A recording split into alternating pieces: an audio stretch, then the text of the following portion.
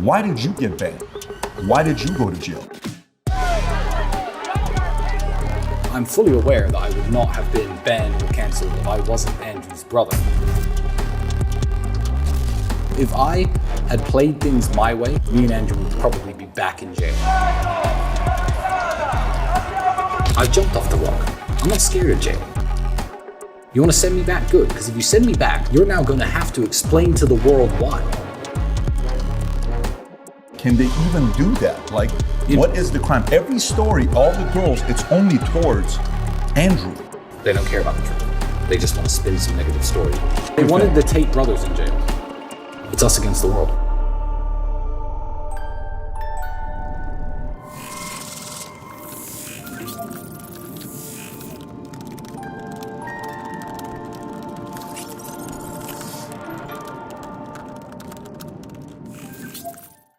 So when you hear the word Tate, you think about Andrew Tate, but it's really the brothers, Andrew and Tristan Tate. And when I think about Tristan Tate, I told him earlier, I said, you could have gone a complete different route. The guy looks like a Hollywood star. He looks like a movie star. He looks like he could have played James Bond. Maybe they should even consider him for James. I know they just made the announcement. He looks like a real James Bond. Dresses like one, has the personality of one. The ladies love him. If you've never seen his pictures, just go on Google, type in Tristan Tate. You'll see what he looks like, good looking guy. But he's got a complete different identity to himself, very different than Andrew. We had a very good time talking to Andrew, your brother, and the way he built you up today was very unique. I've seen you guys talk to each other about each other, but the way he did it today was very different. Anyways, Tristan, it's good to have you on the podcast. It's good to finally meet Yes. you. Last time we met in Madrid, but we never did a podcast together. No, for about 60 seconds. I was saying I was eating Spanish paella the night before, cracked one of my teeth, and then the next morning Andrew wakes me up saying, okay, let's go to Patrick's podcast, and I had this big swollen face, so I hid inside of my hotel, but I did catch you for about 45 seconds by reception because we were staying in the same place. Yeah. And you thought I'd been in a fight. I thought, because you guys fight, I'm like, this guy probably got into a fight. Apparently now I know the story. He lost to some muscles, but not the good kind of muscles. Yeah, not the good kind. So here's my question for you. When we read the stories about why, Andrew's gone to prison, or Andrew this, or this woman came out, or that woman came out, why did you go to jail? Why did you get banned? Why did they take your Instagram down? I mean, I remember the pictures. It was all cars and suits and motivational stuff. So is it guilty by association? It is guilty by association. I hate to say it, but I'm fully aware that I would not have been banned or cancelled or probably ended up in jail if I wasn't Andrew's brother. But there are so many benefits that come with being Andrew's brother that you have to take the good with the bad. So it didn't upset me too much. No, I smiled about it. Where does this positive attitude come from? You could be the victim. Oh, Andrew, you did this. Yeah, you landed me in jail. Look at all our assets are seized. Yet, smile on your face, as gracious, just humble guy. Where did all this come from? It's always been the way me and Andrew are, and we've shared in our successes. The first time he became a millionaire, we celebrated. When I became a millionaire, we celebrated. When we bought our first supercar, we drove that home from the dealership together. So every single positive moment in my life, the first time we ever chartered a private jet, I remember we were just happy, drinking, having a great time on the plane. This is before he reverted, before anybody jumps on that drinking reference. But if you want to take all the good moments from having a relationship, a brotherly relationship like me and Andrew have, and then he becomes the world's most Googled man, one of the most influential men, I guess, in the world. And by default, he's attacked by the Matrix in a way that ends up with him being thrown in prison. I feel like I'd be more mad if I didn't go to prison with him. I'd feel like, I've taken all the good from being associated with Andrew, and, he builds me up and I build him up. And for him to be sitting in jail without me, it would just feel wrong. So I'm not even mad about it. I'm the opposite of mad about it. I'm glad they roped me in with it. I'm glad they said guilty by association. I'm glad they throw me in jail with him. And if they frame him for real and send him back, they better send me back too, or I'll break myself in. You break yourself into jail. I'll break into the jail. Right. Seduce one of the prison guards or something smart. I can't see you doing something like that. I can't see you doing something like that. But you did give a good book recommendation earlier. I appreciate that, which was great. It's an inside joke, but so going back to this whole story of, I got confused right now because, we're both in a different place right now. I got it. I'm thinking number 7.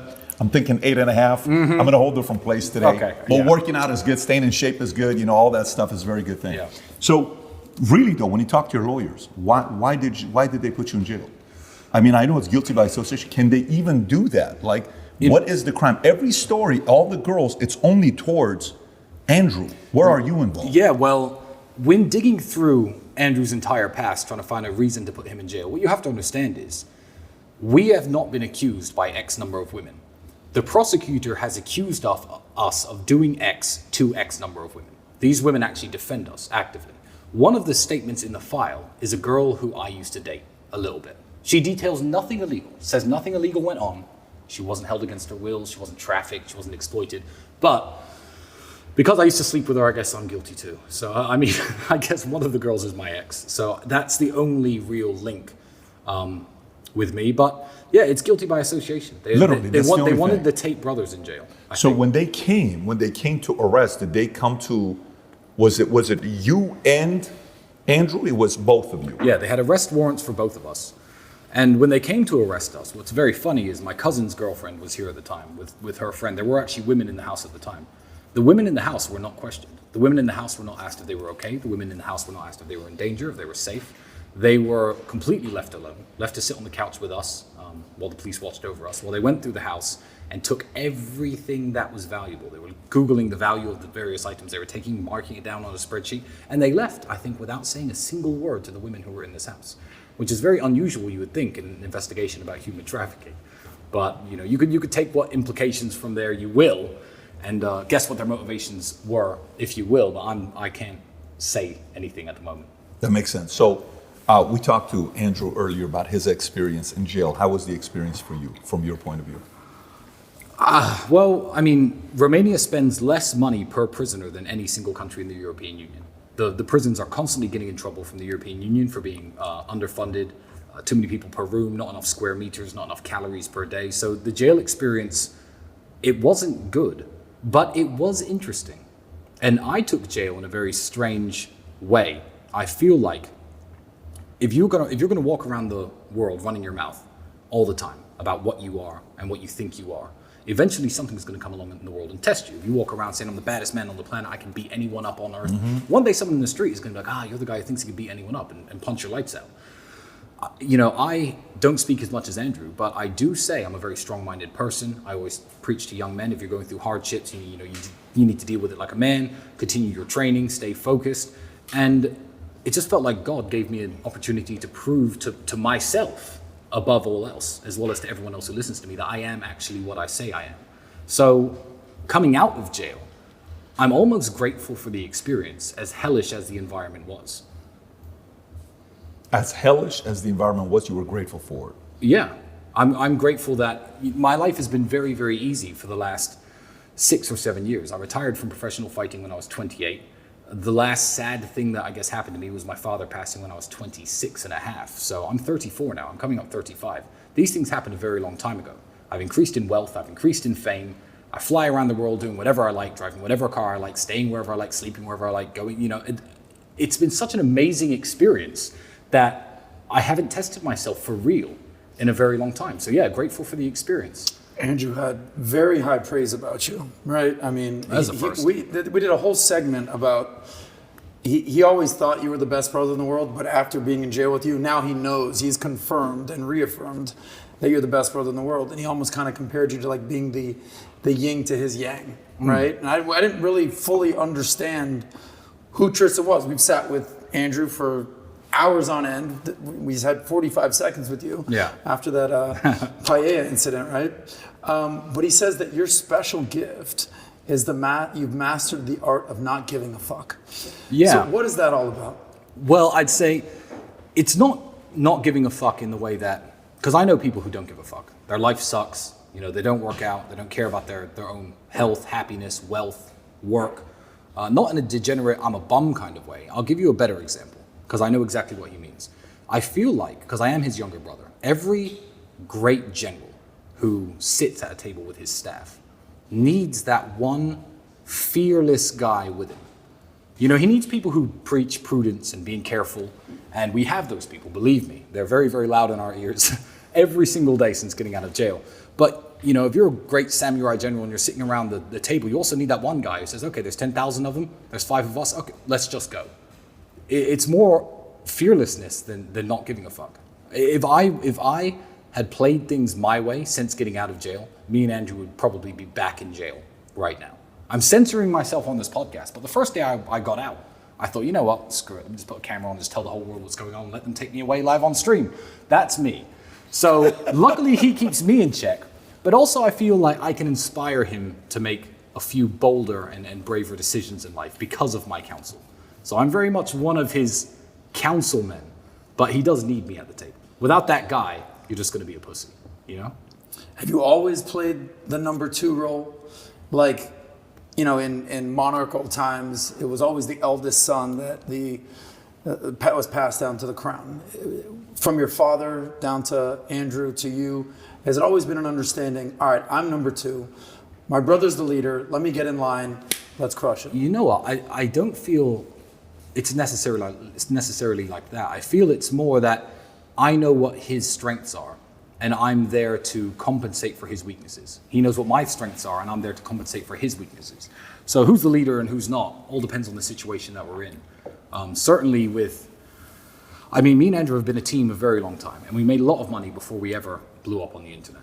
Our relationship was a lot more equal then, but Andrew is the famous one. I'm fully aware that he's the guy who will go in front of the camera and say the types of things or voice his opinions in a way that garner infamy and fame.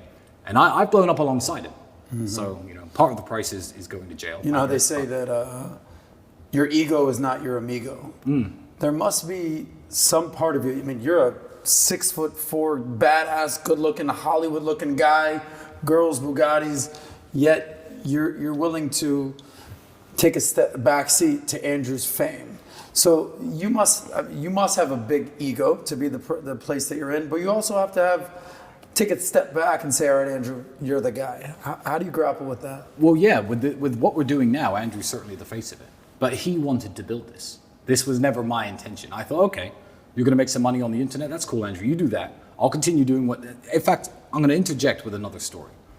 There was a time when me and Andrew could barely pay the rent. He was training and he was fighting full-time. He was a kickboxing one-time world champion, I think, at the time. And I was selling windows. Now, I'm a great salesman. So I was bringing home 1,000 plus British pounds per week. He didn't tell you this story, did he? No. He said it was a window He sale. said he sold windows, but not the one you bring in. But he didn't say he was balling out, making 1,000 a week. No, I mean, that's not balling out. I think these 3 glasses of whiskey cost about $1,000. But I was making about 1,000 British pounds a week. Andrew had a previous sales experience. I was at the time working in sales, and Andrew was just living off his fight money. So I would come home every day. I say, I made this much sales, etc. I'll pay the rent. You keep fighting, because I was helping to support his kickboxing career. One day, Andrew looks at me and he says, you know what, Tristan, I'm just going to start selling for the same company you're selling for. We could bring $2,000, $3,000 into the house a week. We'll have a good life. We'll make money. And I said, Andrew, no, you can't do that. You can't do that, because if you are spending all your time chasing sales leads and knocking on people's doors like I am, then you're never going to find the time to discover something better, to discover something that's going to take us out of this crappy apartment. It's going to take us out of this crappy life. So even back then, when I was willing to work away selling windows instead of kickbox, because I got paid almost nothing. I was the European champion at my height. Most I ever got paid was $1,000 a fight. I knew that wasn't the financially viable option for me. I was willing to sell windows to let Andrew continue to have time to train, but also have time to think. So now, everyone's like, oh, well, he's the face of this online persona, and you guys make a lot of money for it. I'm like, I'm fine behind the scenes. I'm perfectly happy. I'm not missing anything from my life with my 2 million Twitter followers. I need 6.8 million to fulfill. People will often try to, I guess, pit me against Andrew, which is the stupidest idea in the world. But they'll say stupid things to me like, your brother's more famous than you. And I'll say, yeah, my brother's more famous than you. Like, what's the big deal? If your brother were Mike Tyson, for example, and someone said your brother's a better boxer than you, you'd be like, yeah, my brother's Mike Tyson. It's this strange type of jealousy and envy that I think a lot of men can't cope with, that makes them drag each other down like crabs in a bucket. If my brother became, a billionaire, the world's richest man, and I had to stay at this level, I'd be like, yeah, my brother's the world's richest man. I'd be proud of him. And I don't see anything wrong with that. It's not a competition. We're a team. I think that's a big thing. So I got an 11-year-old son and a 9-year-old son. Okay. Beautiful. And the perspective to have, there's got to be also a massive level of maturity of the younger one towards the older one. I'm the younger sibling in my family. My sister's 6 years older. Well, we got a very good relationship in our family. But the wisdom of the younger is different than the wisdom of the older, right? You're more watching, you're more like, okay, yeah, that's probably not a good idea. I saw Dad smack him upside the head. I shouldn't do that. Okay, wow, that's pretty good. That leads to good praise, or that's good. Yeah, I don't like that. I have no interest in that. Okay, it's pretty. I would have probably done it this way, but I get it. So you have a different optic, right, to see different things. At what point was it when you're coming up and you guys you were talking outside and you're like, hey, we're so competitive that, hey, 6 years ago, the whole prank concept, we no longer do pranks, all this. We're a big prank family ourselves. When was it, and even maybe from your pops, did Dad drive you guys to compete against each other, or did Dad drive you guys to compete against the world? What was his selling point to the two of you? I don't think it's something that we learned from my father. Okay. My father didn't have a brother or another guy in his life who were close like me and Andrew. I think it's something that happened organically. And it's not so much competition against each other in terms of what I can do and he can. It's more like, how much am I going to contribute to the team that you don't? So a perfect example, this house is set up literally perfect for it. I'll come down in the morning, 7 a.m. Andrew's at his laptop. We'll go there's an exercise we hate doing. You put 30 kilograms on a burpee bar, on a weight bar. You do a burpee, lift it above your head, and you do it 150 times. It's tiring, it's horrible. So I'll do them and I'll say, Andrew, you're a pussy. Why haven't you done them yet? Then he'll do them. And then I'll go do them again, just because. I know if I do them, he has to do them. That's not, people can see it as two men competing against each other, or you can see it as two men within the same house getting stronger and pushing each other to become stronger. When we're racing around racetracks, we're both, I guess, professionally trained drivers. We have lots of track experience, lots of road experience. The fact that he will drive faster than me will inspire me to do better in myself. Then, me and my brother as a team are better drivers. It's not two men competing against each other. It's us against the world, but that's something that happened very organically. And he's always been the better kickboxer. I'm bigger maybe I'm probably fatter, but I've certainly got more muscle as well. But people see me smash the pads, and amateurs, like a girl I knew once said, "Oh wow, you hit the pad so hard. Can you beat Andrew in a fight?" I'm like, no. When I try to punch Andrew, I punch nothing. I hit air, and he ends up counter punching. So he's always been the better kickboxer. But I can take that and be like, you know what? Good. He's the 4-time world champion. Good. That's my brother, and just be proud. It's us against the world.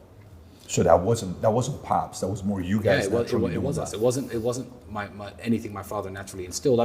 He certainly wouldn't let us fight and argue with each other. He had some unconventional punishments. If we were ever arguing, he'd lock us in a cupboard together to sit there and stare at each other. He told us that story. He told you that story. Just yeah. sitting So there we go. staring That at way, each other that for way, hours that way, on end. that way, you know it's true. When you're sitting staring at your brother because you guys were acting up and fighting or whatever, you might want to implement this for Dylan and Tico if you boys see do this. It works. You're staring at each other. Yeah. What did you learn about your brother at that point? What do you think he learned about you? Just sitting staring for hours on end as a punishment. I think you just realize that the conflict has no benefit. You're going to end up standing in that cupboard. That's the payoff for your conflict. There's no victory competing against your brother. And we grew up in Luton as a huge Asian diaspora, I guess. Lots of Indians, lots of Pakistanis, lots of Sikhs, lots of Muslims. And these people work as a team. It's one of the reasons they outcompete British people, native British people, in almost every single metric. And we knew a guy named Bali. I hope Andrew hasn't told you this. No.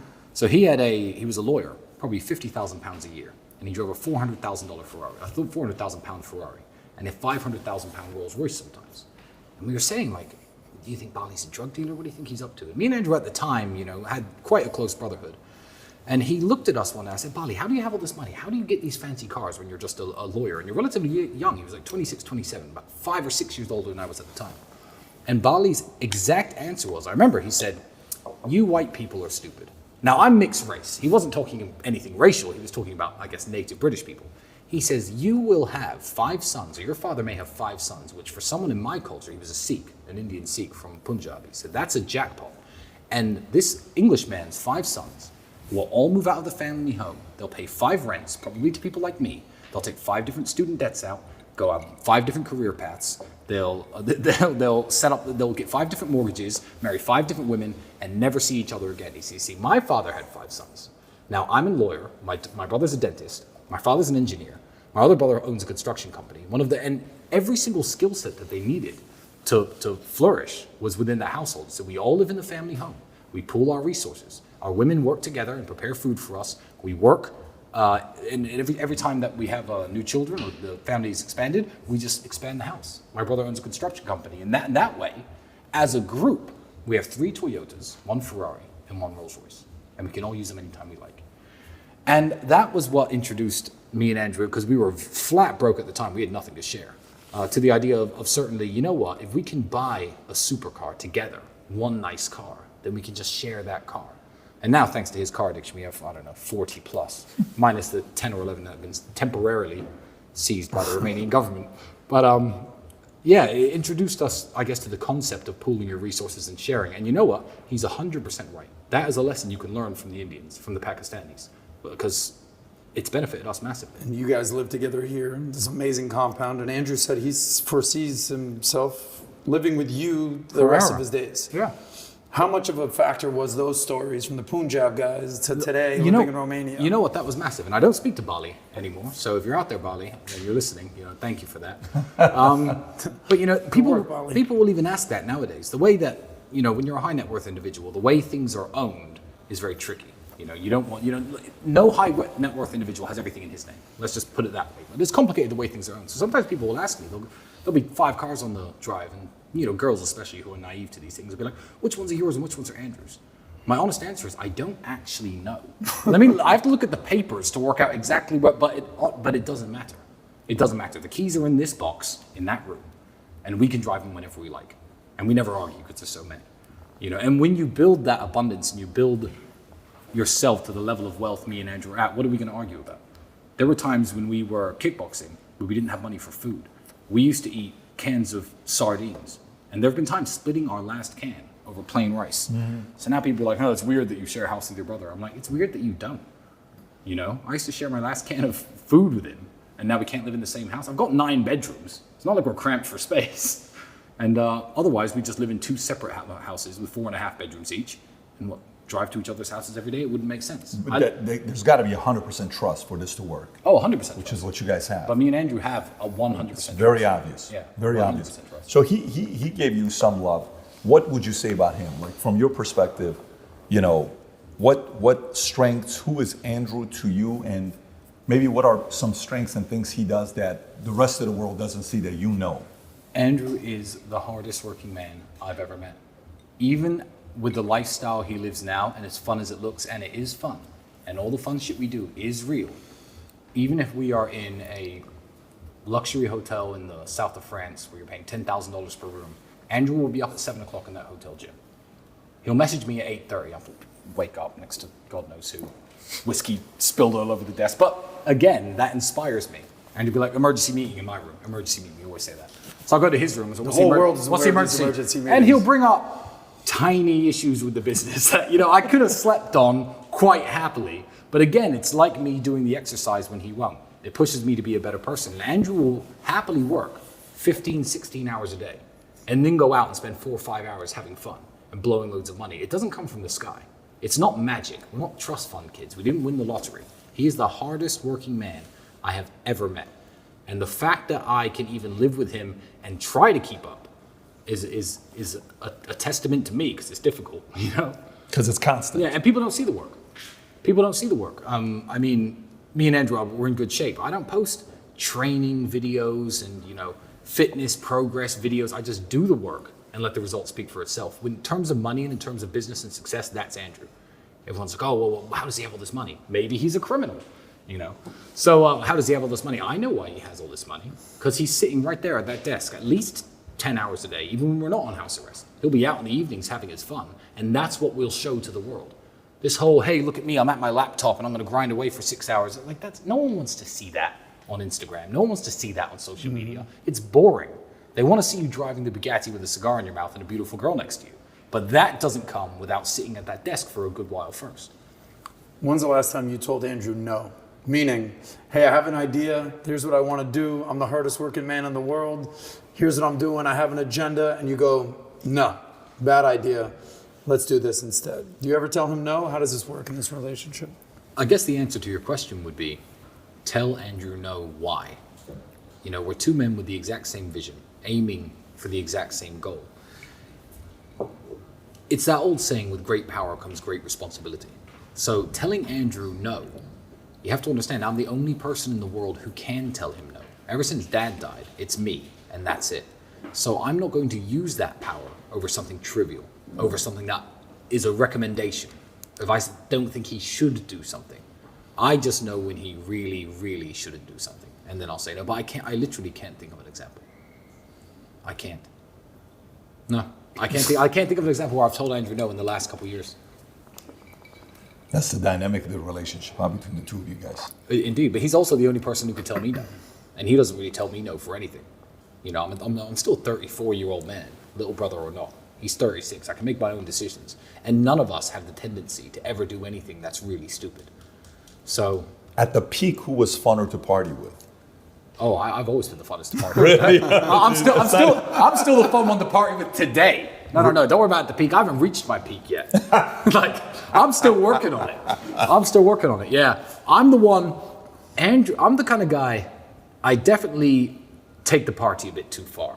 I'll give you an example. We'll go out to the club, there's 5 guys, 15 girls. We're all having fun, we're all partying, etc. We'll come home, Andrew will be like, okay, well, this is the girl I'm with, I'm gonna go to bed. It's 3 a.m. I know I could go to bed with one of these women at any one time. Back in my party days, I've calmed down a bit on the womanizing, I really have. And he'll be in bed at 3. I'll still stay up till 6, drinking with the guys. Because I think, let me squeeze the maximum amount of fun out of this night as possible. So obviously it gets ruined when it gets to 6 o'clock and the girl I like is now asleep or home. And it's like, oh, wait, well, you know, I definitely messed that one up. But I'll certainly try to have as much fun as possible. And it comes back to bite me sometimes. But when's the last time you partied? You've been in jail. You haven't had one day of freedom this year. No. Right? You guys are known as these kickboxing, badass, womanizing party guys, but Andrew's been very subdued. He's converted to Islam. He's not drinking. No, he doesn't drink anymore. When's the last time that you had a fun night out on the town? A fun night out on the town, I don't know. But I had a fun night right here in my house when my camera guy showed up. I'm going to say his name. His name's Bailey. I'm going to say it. I don't care if he wants to. He can't censor out. Don't give him editorial control. So he got here. I thought, you know what? Bailey's here. That's something new. You know, I've been locked in jail. Now I'm on house arrest. Let's open a bottle of champagne. Don't worry, Bailey. Just one.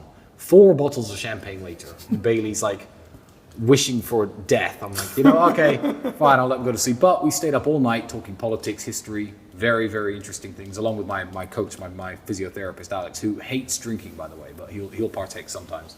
And, you know, it was just 3 guys together talking about, I feel like it's the way things should be and the way things certainly were before mobile phones. Nowadays, everyone's too connected digitally. They speak to each other online too much. Everyone WhatsApps each other, checks on their friends that way. I like sitting around with my friends and just drinking and talking and having a good time and learning new things from them and telling them new things that they don't know. I find that to be incredibly fulfilling. So you were saying interests. You said cutters. You collect cutters and all this stuff. I collect cigar lighters and cigar accessories. I'm a nerd about my cigars. I'm a real nerd about it. I tried my first cigar when I was 28. And now that I smoke a lot of cigars, people will accuse me of saying, oh, well, you try to teach values, but you encourage smoking. I don't encourage smoking. These are bad for you. But if you do them, train really hard in the gym, get as fit and strong as possible, at least try to compensate the damage. But yeah, I'm a nerd about my cigars. I smoked my first one when I was 28. I had a car crash, which stopped me from professionally fighting. I had some surgery just a year and a half ago to fix all that damage finally. But I thought, I can't fight anymore. I've always thought cigars looked cool. I'd never smoked a cigarette or any kind of tobacco product up until that point. And I walked into the cigar lounge. I thought, oh, yeah, this big Cuban cigar, let me buy one of these. I had some money even back then when I was 28, and I got this cigar. Got about halfway through and my head was spinning. I don't know how I drove home. I felt horrible. But yeah, now I smoke 2-3 cigars a day sometimes. Some days I'll go without smoking, but the accessories are what make it cool. You know, even here on the table, these have been here since your podcast with Andrew, but it's the lighters I like, the cutters I like. I'm a real nerd about it. Before going out, I'll pack my cigar cases, etc., ready for the club. Yeah. What's your preference? Like, what do you go to? What's your go-to cigar? Cigar? My favorite cigar is actually... So you have to liken them to champagne because most people won't know what we're talking about if we do cigars. So I'm going to make it more interesting. People who don't know champagne will say, yeah, give me some Dom Perignon. Every single time. I don't even like champagne. I don't like any champagne. But there are old Frenchmen who know that there's a Veuve Clicquot bottle that's better than the Dom Perignon if it's the right year, etc. So with cigars, everyone goes Cohiba. When you can buy Cubans, when you're outside the United States, Cohiba is the Dom Perignon of cigars. It's got the yellow label. Everyone likes Cohibas. But this is not my favorite brand of cigar. But my favorite is H. Upmann. Now, they have a European name, even though they're Cuban, because a German businessman started that company in 1848. Cohiba was founded in 1966. It has much more history behind the brand, a much better quality cigar in terms of build and flavor, and they're about half the price. But me smoking H. Upmann's is not a budgetary decision. I mean, I'll buy cigars from the 1950s and smoke $6,000, $7,000 cigars just because I enjoy them. But H. Upmann are by far the best brand, hands down. Can I give a quick shout out real quick? Sure. I only smoke cigars with two people. Their last name is either Tate or Sapala. Okay. So shout out to Matt Sapala, by the He's way. If gonna you're love watching this. this, you're going to love this. The finest of gentlemen, the Tates and the Sapala. That's it. That's a quick shout out. I very rarely smoke cigars, but if I do, it's with the Tate Well, or actually, Sapala. Matt Sapala did a Monect call with Andrew right. last time, I think, using Monect, Yeah. and had a good conversation together. So, going back to you, spiritually, Tate comes out, Andrew comes out recently announcing he's a Muslim, Yeah. right? But in the podcast with us, he said, "You're still a Christian." Yes. What is that conversation like between the two of you? Well, you have to understand, if you are a fan of Andrew who watches him on the internet, oh, he's converted to Islam, that's sudden. It wasn't sudden. It was a journey that I saw him go on, which certainly lasted at least 10, 11 months up into the day he reverted, according to Muslims. I'll use the proper terminology. Up until the day he reverted. I became a Christian about 6 years ago. I spent a lot of my life as an atheist, and I'm so ashamed to say that. I don't like the word. I think it's a bad word nowadays, because I was young and naive and stupid enough to think that people could be perfectly moral and live in a perfect, harmonious society without the need for religion. And about 6 or 7 years ago, I looked around the world, literally, at what people were doing. The massive fetishization, I'll call it, of abortion, the degeneracy in society, and everyone's an atheist. I thought, are these my people? And I was living in Romania, the most Orthodox Christian country in the world. My daughter's maternal grandfather is actually an Orthodox Christian priest. And I picked up the Bible again, and I read it from cover to cover, front to back. And that was 6 years ago when I became a Christian. Now, ever since Andrew's reversion, I have not spoken about my religious beliefs, because there are teams on Twitter. So you guys get the exclusive. There are literally warring tribes on Twitter of Christian trolls, let's call them, and Muslim trolls, all fighting for my soul. Tristan, what do you believe in? Tristan, and I haven't mentioned my religion ever since Andrew's reversion to Islam. So there are people who think I'm a Muslim. There are people who know I'm a Christian.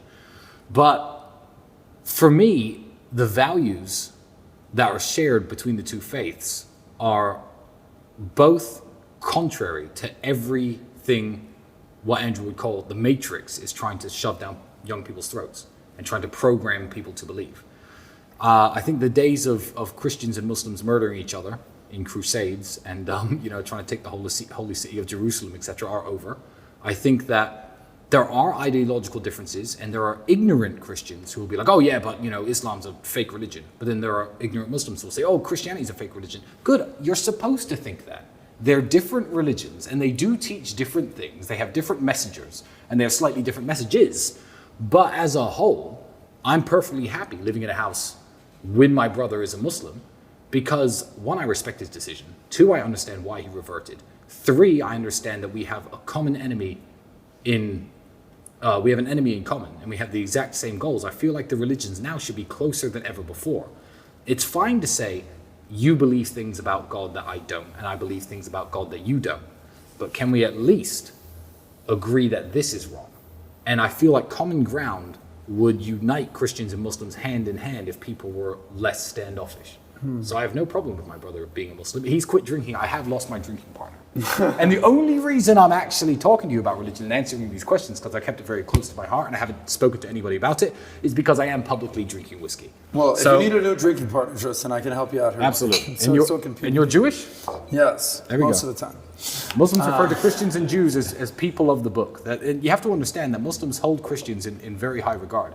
So I've read, even since getting out of jail, I've read 4 books on Islam since getting out of jail. And I was actually quizzed by a Muslim scholar who lives in the United Arab Emirates. He said, Tristan, are you ever going to revert to Islam? And I said to him, reversion or conversion to any religion, I don't believe it's something that you do. I believe it's something that happens to you. If you look into a subject and you read the Bible and you read about, Christianity and you read about the life of Jesus Christ, you don't think, screw it, I'm a Christian. I feel like it's something that would have to happen to me, not something I'd choose to do. And I've even had people say, your life would be better if you reverted to Islam because, there'd be benefits of you living in the Middle East, etc. And I said, no. How disingenuous would that be to my Muslim friends and colleagues, of which I have many, to revert for any beneficial reason other than me genuinely feeling it within my soul? So that's the reason I haven't. Not because I haven't chosen to, but because it hasn't happened to me. Right. So that means it could happen. Yeah, absolutely. Right. Absolutely. You said so interesting. You just said something earlier, real brief. You tweeted out. You said positive pregnancy test ? Yes. Unsure what to do? This is the sign you were looking for. Keep the baby. Yes. Raise the baby. By the time they are 2, you will thank God you read this and shudder that you ever considered an abortion.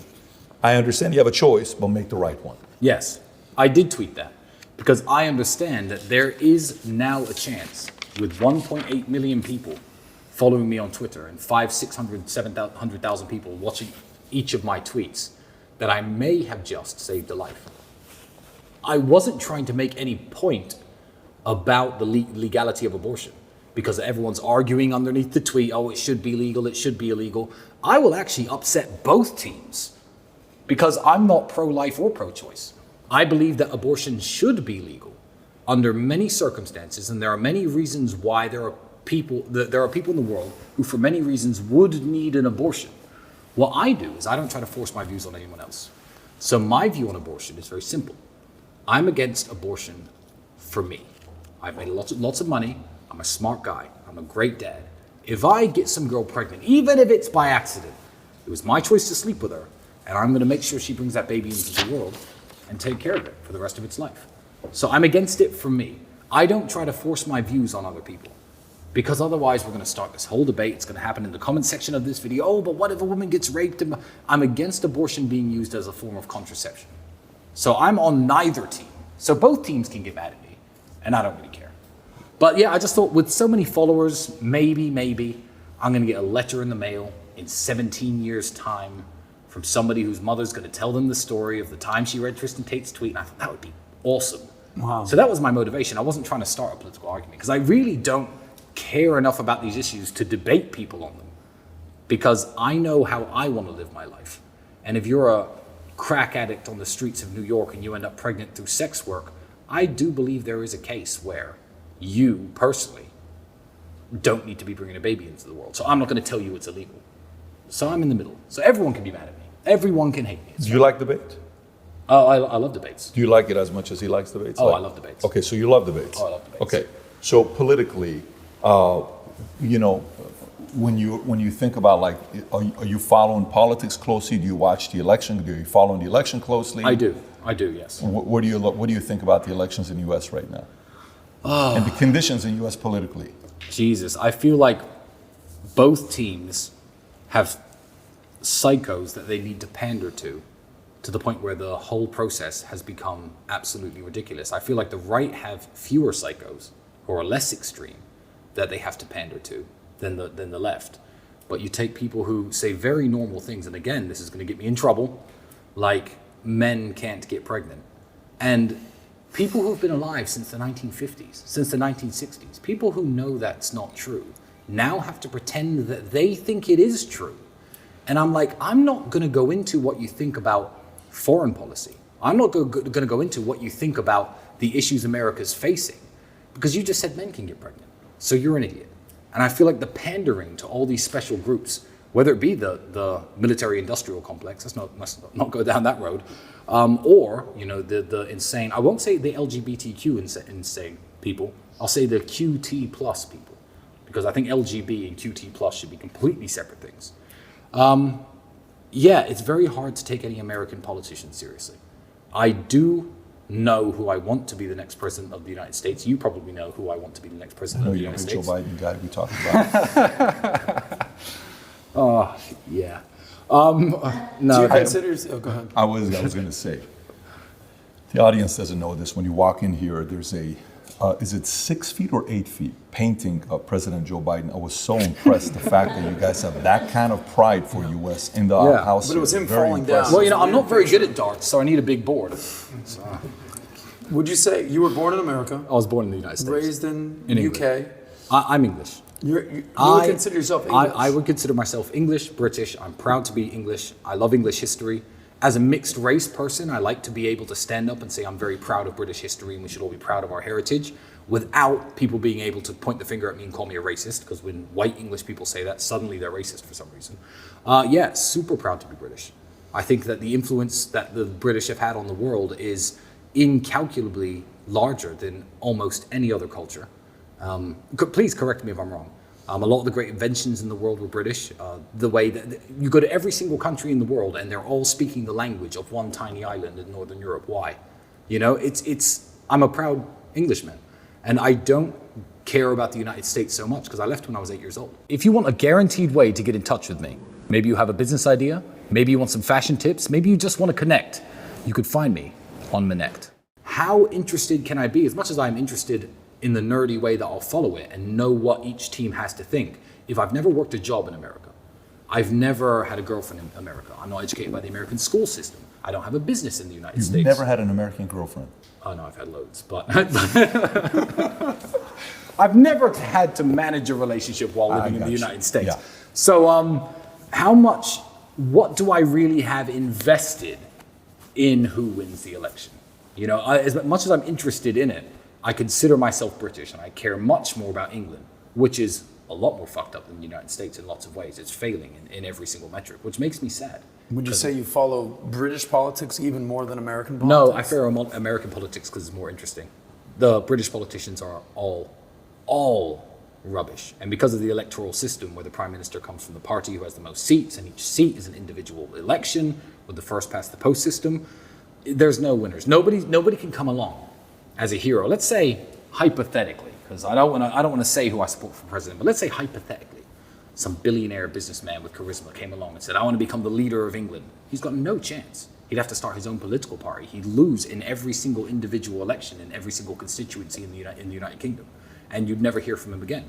I think it was I don't want to say the exact date because someone's going to correct me on it, but it was in the 1970s, the Green Party of England won 20-something% of the vote and got 0 seats in the House of Parliament. That's the way the system works there. So no hero is coming along to save the UK, which is sad because I feel like both political parties that could possibly win and both their leaders are equally horrible. What you're saying is only in America. Yeah, exactly. Is that something like that possible? Yeah, exactly.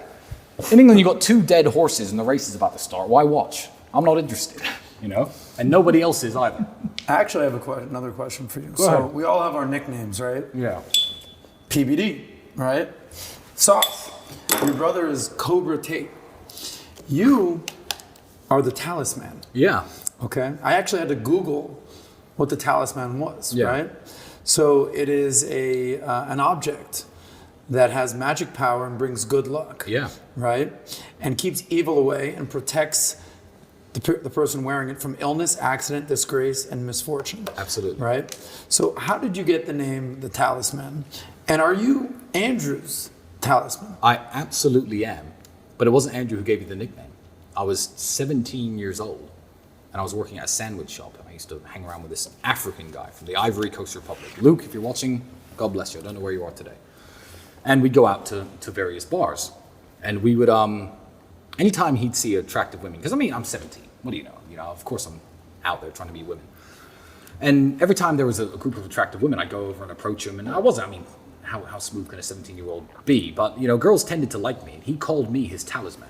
I don't know if it was his lack of English that made him use the word talisman instead of good luck charm. But he would always call me his talisman, and it was the talisman. And that stuck. And then I needed a fight name, and it was Tristan the Talisman Tate. And I feel like if you are my friend, if I truly care about you, whether you are pursuing a new goal in business, whether you are attacked on the street, having me by your side I'm a good person to have by your side. And I've proven that hundreds of times to every single person who I hold dear. So I like that name because it suits who I am. You know, I say that in every single photo, if you see me and Andrew together, I'm always walking behind him. And believe me, I'll hit someone faster than the bodyguards with us will. I'm that guy. So I like the nickname, and I think it suits me very well. So you're Andrew's talisman. Yeah. Well, then how would you be worse off? Anything you want to do in life, how would you be worse off if I was fully invested in the idea that you had, and I was on your side, 100%? Sign you up right now. How would I make Tristan, you worse off? you're in. So I feel like that I'm a very well-rounded person, and it's not just for Andrew; it's for anybody I choose to associate with or anybody I choose to do business with. So or protect, or certainly 5 years ago when I was a bit more wild, if you wanted to go out womanizing, I'm pretty good at that too. So I'd bring you some luck in that department. Sign right here. So, Yeah. No. Retire from that. Who's your talisman? In what business? It varies because Life. the hardest thing to find in life is a flag carrier. It's the hardest thing to find is a flag carrier. Yeah. Flag carrier, you find a flag carrier that's fully with you, and then the time span of how long that person is going to be with you. If you look at Elon Musk right now, who's his talisman? One phone call away from David Sachs. David Sachs, things get done. The guy's a doer. Yeah, good point. It's a very. What do you think about Musk, by the way? What he's doing with Twitter? Love him. I absolutely love Elon Musk, and I shut down any criticism I see of him online because I don't think almost anybody is in a position to criticize Elon Musk. I'll give you an example. Elon Musk was dating that singer, Grimes, whatever her name is. Yeah.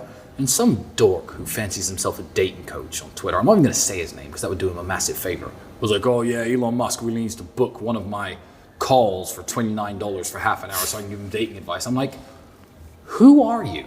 Elon Musk is arguably one of the world's most powerful men. He has the power to send things into space and bring them back. One of the first independent human to ever have that power outside of being a government. He's insanely intelligent. He takes on tasks like, Tesla automobiles, absolutely rubbish idea if you were to pitch it to anyone many years ago. And he turns them into successes. Elon Musk is a different breed. It's like a bunch of chihuahuas, laughing at a tiger's stripes, saying that his coat was wrong. Like, who are you to criticize him in any way? He doesn't need your dating advice. The man's got 10 kids. 9, rest in peace, and that must have been hard for him, God bless.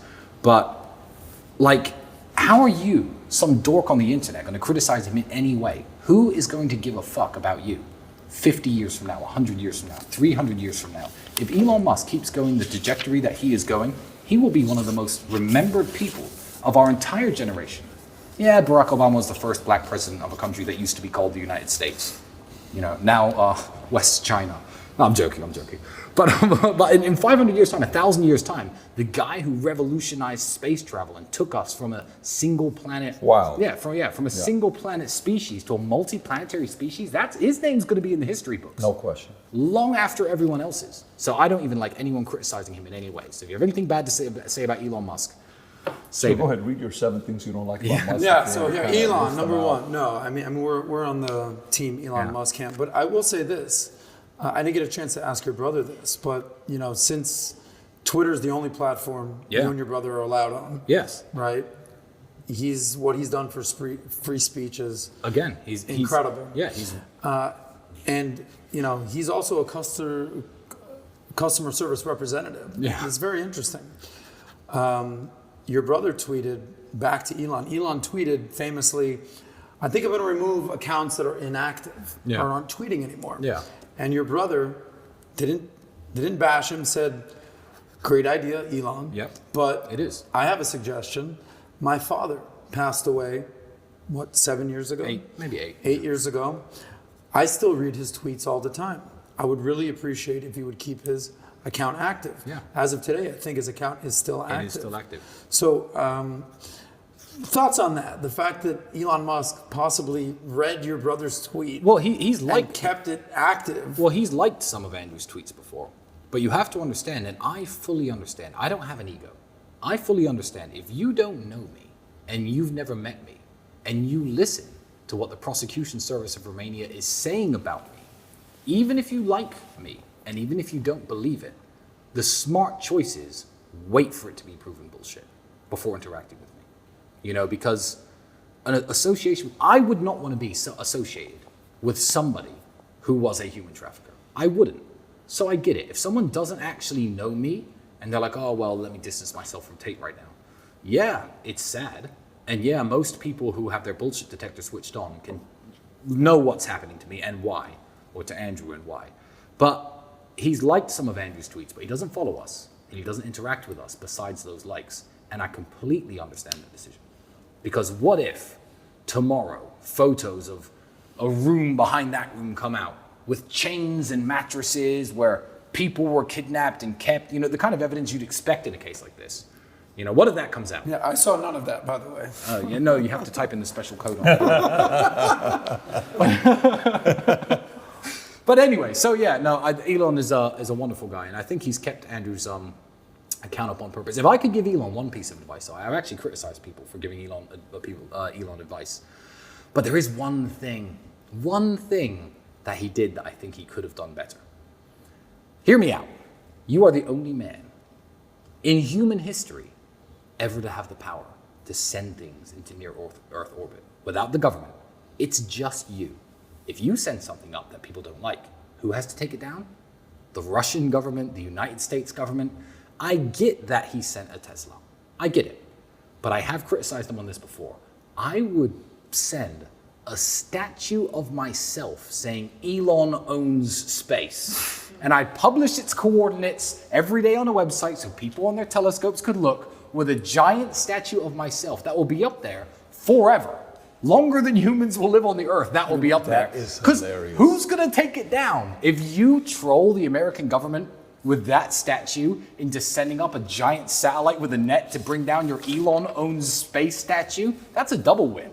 So I get that he sent the Tesla, but if I could give him one piece of advice, just one, send a statue of yourself. He's capable enough of doing it, by the way. You know what? And you don't even have to reply to this podcast, Elon, but if you do it, I will donate $1 million to a charity of your choice.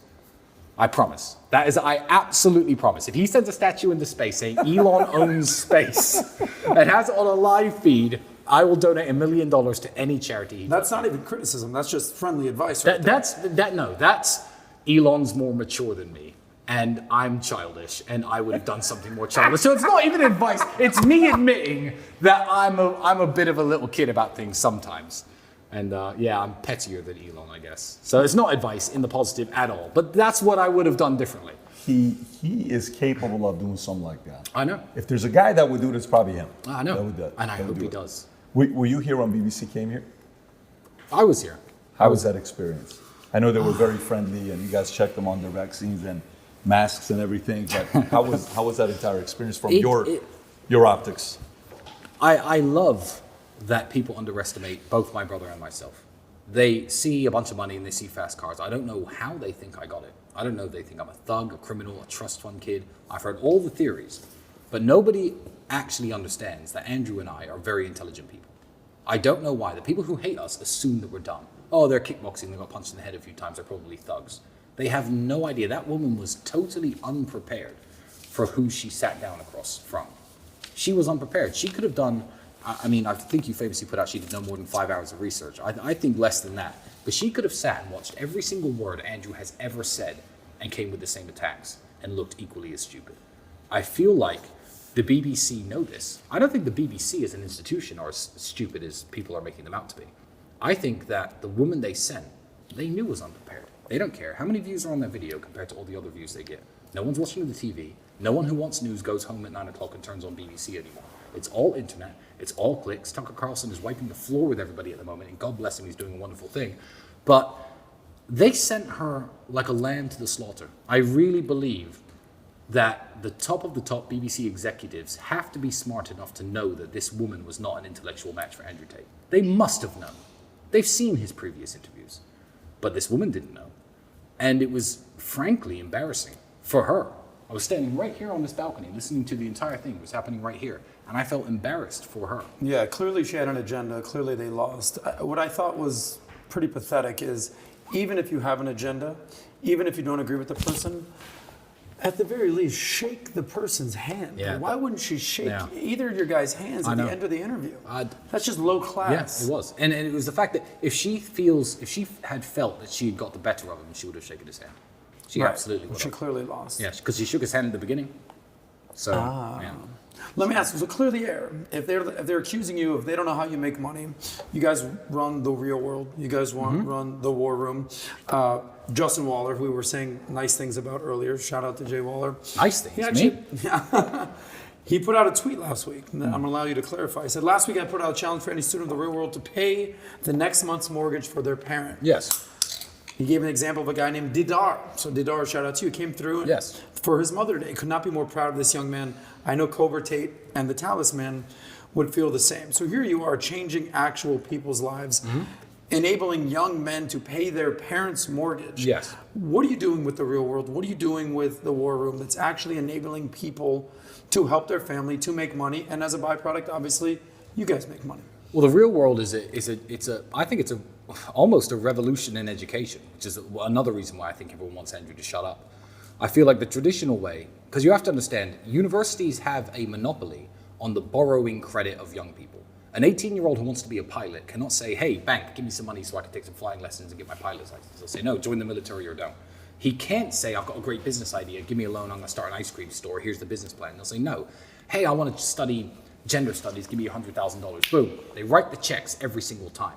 And the people you're learning from are not necessarily qualified to make you a better fit for the workforce. They're not necessarily qualified to teach you anything about how to make money, which used to be the end goal of university. I do not shit on university. My doctors went to university, my lawyers went to university. University is absolutely necessary in today's society. But telling every young person that that's the only path to success. The real world was founded on the principle that when me and Andrew were young, we had to jump through hoops to network with high-level people. My dad knew a rich chess player. This guy ran a kickboxing tournament. Okay, let me see if I can speak to him for 10 minutes after, see if I can learn anything. Now, $49 a month, you are in direct contact with millionaires who we've all verified. We verified them personally. People who have made millions of dollars in their industry, and they are going to teach you how they did it and what you should do if you wish to emulate them. So we're cutting out the middleman in a way. So it is absolutely wonderful. Do some people join the real world and just have it on their phone and think it's magic and think it's going to make them money and not make money? Perhaps. It's a resource like anything else, like a great book. But you have to put the time in, you have to learn the knowledge from it. And yeah, that guy paid his mother's mortgage payment. Respect. So what's the difference between the real world and the war room? The war room, you have to think of it more of as a private members network. Whereas the real world, nobody's vetted, nobody is kicked out. Anybody who wants to jump in at any point, man, woman, or child, of any age, can get inside and learn from the people who are professors in the war room, in the real world. And you see, I just mixed them up just there. Why the name's so similar? Whereas the war room is something very, very different. Andrew's probably given a description of the war room, and I feel like that will be adequate. So I'll leave it at that, because I am just a war room member, like everybody else. I do not own the war room. So this whole time I thought you guys might have been 50-50 partners on all this. Is this all Andrew? Well, we're 50-50 partners on everything. You are? Yeah. If I went outside right now and, I don't know, did anything that made money, it goes into the same banks. It goes into the same accounts. Anything any of us do goes into the same banks and the same accounts. And, you know, when you're successful enough, that's hard to keep track of. It's not just one account with one number. It's all over the world. So all of our money is collective money. So it doesn't matter what he earns, what I earn, because it all goes into the same place. Good to know. War room and real world. Real world, yeah. How many total members? Do you guys have an idea how many members? I think the real world, we have an excess of 200,000 students. Holy, 200,000 students. Excess of 200,000 students, wow. absolutely. Very impressive. And then for anybody who can do basic maths, you know, to assume that I would need to kidnap anyone to make money is ridiculous. I'll just leave that out there. But, you know, the people who are involved in this attack don't care how I make money. They don't care in the truth. They don't care about the truth. They just want to spin some negative story about me. And I feel like they failed, but we'll see. We'll see what happens. Time will tell the way it's going right now. Yep. You're going to see what's going to happen here soon. But I'm not afraid of anything. They can't stop me. Have you ever been a child and found something scary. I have an example. I was living in Indiana, 7 years old, and everyone was jumping into this lake from this big tall rock. And I sat there all day and all afternoon while everyone jumped off this big tall rock. I walked to the edge of it 5 or 6 times. And I thought, you know what? That's scary. I'm not going to do it. And by the end of the day, I jumped and thought, oh, well, that was no big deal. And I did it again and again. Then it was time to go home. I was no longer afraid of that. The worst punishment these people can do is to try to discredit my name, which fails, and to put me in jail. I've jumped off the rock. I'm not scared of jail anymore. You want to send me back? Good, because if you send me back, you're now going to have to explain to the world why. You're going to have to show the evidence this time. So you better prove it. You know, whether I get sent back or not, they're going to have to finally show their cards. They've been sitting here with a 7 and a 2. Well, I'm across them with aces, and there are aces all across the floor. And they've been chip leader, pushing their chips around, making their power moves. The time is coming where they're going to have to put their cards on the table. It's going to be tough for them. Yeah. It's going to be really tough for them. By the way, were you here when, well, I'm assuming you were here, when I think it was Andrew who showed the clip where he agreed for the vice guy to come here. Is this a true story? Yeah. There was an event that the War Room held called The Test. Nobody knew why they were coming or what they were doing, and Andrew matched them up in a professional fight on no notice because everyone likes to talk big and say, I'm ready and I've been physically training, etc. And people could either pass the test by getting in the cage or fail the test by denying it. And the vice guys went through the test, and the entire time he went through the test, he was like, this is awesome, yeah, I understand how this helps men grow and etc. Gave me all the bullshit in my ear. I knew he was a snake from day one, called him out on the podcast. So this guy's a complete dork and he's not to be trusted. Now, Andrew ran this idea by everybody. The people who are careful, my legal team, my PR team, some of them are here. And a lot of people said, no, don't do that. No, you'll look like a bully, you'll look like you're mean. I was like, this guy, when we were in jail, released the most biased piece of negative journalism I've ever seen against us. Screw this guy. Andrew was like, really? I said, yeah, go for it, Andrew. I was that guy who said, who cares? What's he gonna do? Break into my house, pass my security guards, and somehow beat me up? Now, we would have loved to fly to Australia or Thailand and stand him up there, so he's got a nice, 16-hour economy flight home. But sadly, all we could do was Bucharest, and I thought it was absolutely hilarious. He's still begging for an interview, by the way, even today. How long was he waiting outside? Oh, he came back twice. He wasted the whole day, but outside of my gate and physical hours spent, maybe 3. It's a shame what's happened to Vice these days, by the way. George Soros buying him out for $400 million. Yeah. Well, people deserve it. They, what goes around comes around. You want to be a little jerk? People are going to treat you like one. Yeah. They certainly won't forget how you treated them. People will not forget. Oh, absolutely. They never do. Speaking of what goes around comes around, there's probably the 2 most famous brothers in the world these days. You get the Tate brothers. Yeah. And you get the Paul brothers. Mm-hmm. And there's been some beef, some words exchanged. Yeah. No love lost. I don't know. Certain people have said certain things about one another. Let's just say you're in a bar, there's no cameras, there's no judges, there's no rules. Tate brothers walk in the bar, Paul brothers walk in the bar. Who walks out? Me and my brother. Every single time. But I understand that this question is phrased to hype the beef between us and the Paul brothers. I actually want to put one thing straight. I have no beef with the Paul brothers. And I don't even think my brother does either. I will go as far as to say I really like Jake Paul. Me and my brother are bigger than the Paul brothers, more fight experience than the Paul brothers. I've taken more punches than the Paul brothers. Wrestling, grappling, me and Andrew have judo experience. Who would win the fight? I feel like that's a juvenile question to ask, because if I saw Jake Paul, I'd buy him a drink. I like Jake. Logan, not so much. But Jake is a hardworking young man who has put it all on the line and gets in the ring against people vastly more experienced than themselves in combat sports. He fought Tommy Fury, who was a vastly more experienced boxer. And I don't feel there's any beef between me and the Paul brothers. I sat down and had drinks with Jake. I would go as far as to say I like Jake. I don't like their relationship as brothers. If I could criticize anything about them, there are clips when Jake's like, oh, I want to be the world champion of boxing. And Logan's like, yeah, good luck. Yeah, as if. I don't feel that's a good way for brothers to behave, but more of that comes from Logan to Jake. There is no beef. Well, there was beef between your brother, Andrew, and Logan. There was actual there's words beef. exchanged. They probably hate each other now. Oh, but it doesn't matter. I remember a year ago, Logan Paul saying, oh, Andrew's the big fish now, but we'll see in a year where he is. And now no one cares who Logan Paul is. So, no one who doesn't drink his cheap sugary energy drink really cares who he is. And, I think in 5 years, no one's going to know who he is, but Andrew's still going to be relevant. Wow. So, but I think that's how the victory is going to be won. But I don't think about the Paul brothers. I haven't thought about them in a long time. But I have spoken to Jake since getting out of jail. And I will say right now, I like Jake. And I like Logan for one thing and one thing only. Logan brought back, with that loser KSI, this old notion of, okay, we've got beef. Well, instead of rapping about each other or, talking shit on Twitch streams, let's handle it like men. And that's how I grew up. I grew up in a very bad part of town. And, I've had 40-something professional fights myself.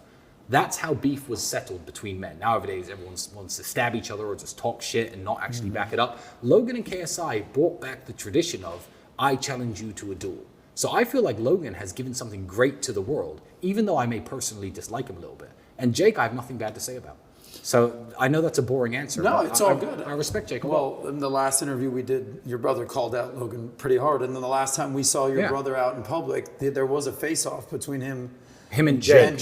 Him and Jake. Correct. Yeah, because there was talks of a fight at the time. Gotcha. I think certainly any plans to join in on the YouTube boxing community were thwarted by our arrest and our imprisonment.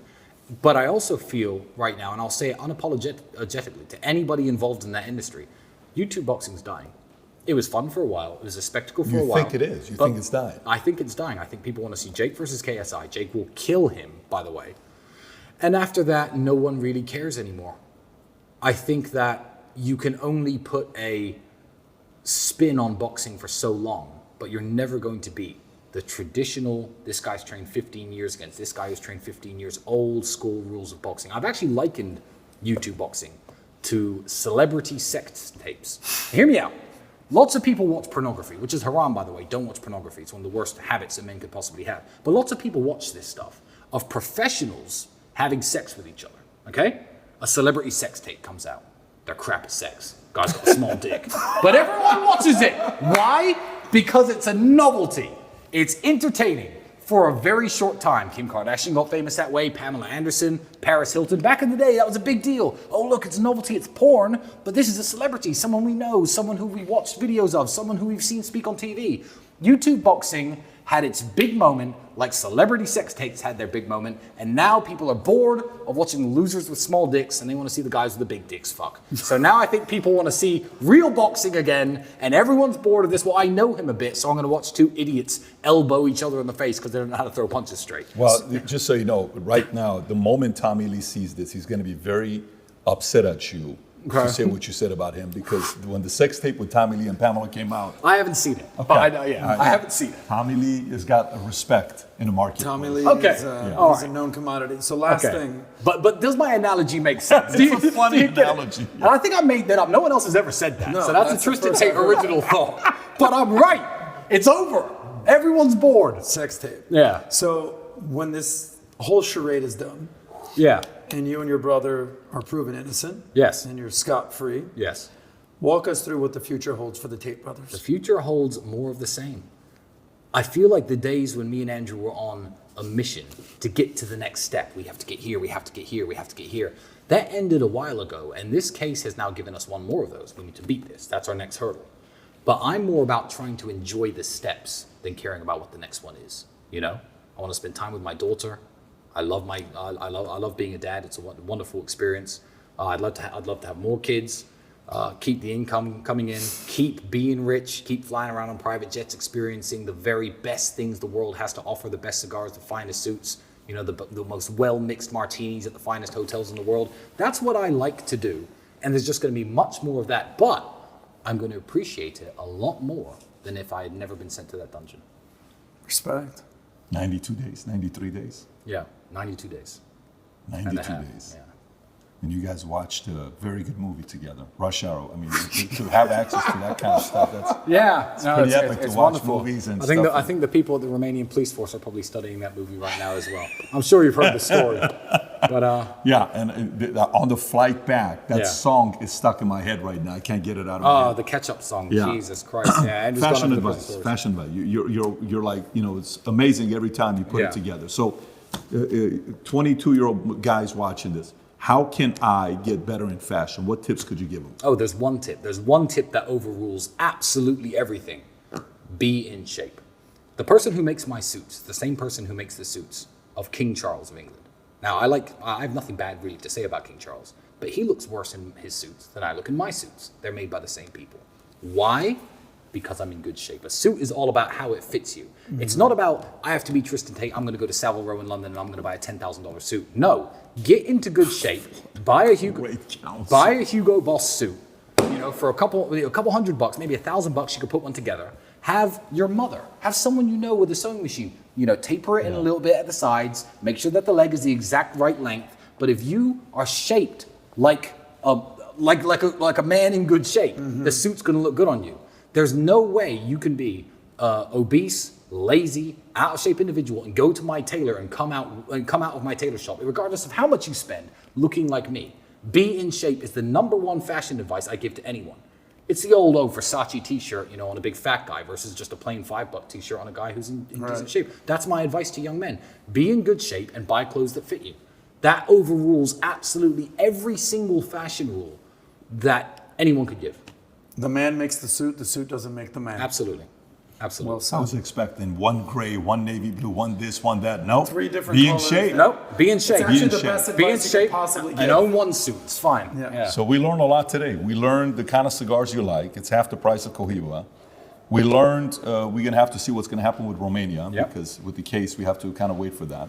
We learned that these YouTube fights is like porn, celebrity porn. You know I'm right. You're smiling because you know I'm from right. there.